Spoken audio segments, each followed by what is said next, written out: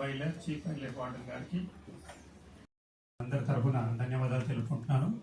అట్లాగే ఈ కార్యక్రమానికి విచ్చేసినటువంటి ముఖ్య అతిథి పీజీసీఎఫ్ గారు డాక్టర్ సువర్ణ మేడం గారికి, అట్లాగే తన వ్యూస్ ఎక్స్ప్రెస్ చేసినందుకు ధన్యవాదాలు తెలిపినందుకు